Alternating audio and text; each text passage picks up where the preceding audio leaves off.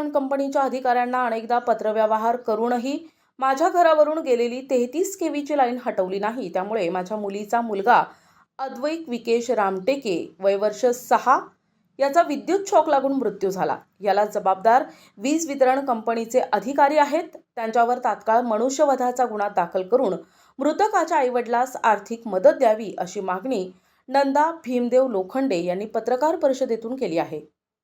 सिंदेवाही पंचशील नगरमधील माझी स्वतःच्या राहत्या घराच्या छतावर वीज वितरण कंपनीच्या 33 केव्ही लाईन गेलेली आहे।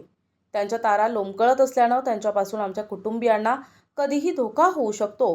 त्यामुळे लोंबकळणाऱ्या तारांचा त्वरित बंदोबस्त करावा अशी मागणी करत मागील अनेक दिवसांपासून वीज वितरण कंपनीच्या अधिकाऱ्यांना अर्ज सादर करण्यात आलेत। त्यासोबतच तत्कालीन पालकमंत्री सुधीर मुनगंटीवार, आमदार विजय वडेट्टीवार यांना सुद्धा विनंती अर्ज दिले, मात्र कोणत्याच अधिकाऱ्यांनी याकडे लक्ष दिलं नाही। अखेर काळानं डाव साधत 29 डिसेंबरला माझ्या मुलीचा मुलगा अद्वैत विकेश रामटेके राहणार चंद्रपूर या 6 वर्षीय निष्पाप बालकाचा विद्युत करंट लागून मृत्यू झालाय। त्या घराच्या वरतून किती म्हणजे तार जी गेला आहे ते किती याच्यावर आहे आणि त्या तक्रार वगैरे केली नाही का MSEB मध्ये? केली ना। हां, सुधीर भाऊ मुनगंटीवार यांच्याकडे आम्ही तक्रार केली आणि त्यांना सांगितलं की माझ्या घरावरून मेन लाईन आहे, झुकलेला तार आहे, आजना उद्या माझ्या घरी लहान लहान छोटे मुलं आहेत, त्यांना आजना उद्या कधी धोका होऊ शकते, तर हे माझं काम करा। 2 वर्ष झाली या कामाला आणि ते लाईन हटवण्याचं काम त्वरित करावं। मी केलेलं आहे, मागच्याच महिन्यात गेली होती। म्हणजे तक्रार तुम्ही MSEB मध्ये सिंदेवाही MSEB मध्ये तक्रार नाही केली का दाखल? नाही केली होती MSEB मध्ये।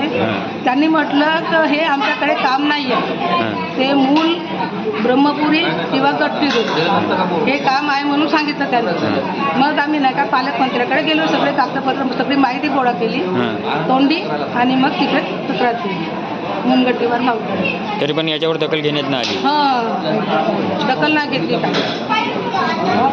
हो, त्याला मदत पाहिजे पूर्णपणे दवाखान्याची ट्रीटमेंट। त्या मुलाला, माझ्या नातवाला नुकसान भरपाई मिळायला पाहिजे पूर्णपणे होईपर्यंत। कारण त्यांनी माझ्या घराची चौकशी केली ना, केली आहे MSEB वगैरे, पण यांनी काय ते दखल घेतलीच नाही तिथं। प्रतिनिधी अमान कुरेशी, NTV न्यूज मराठी, सिंदेवाही, चंद्रपूर।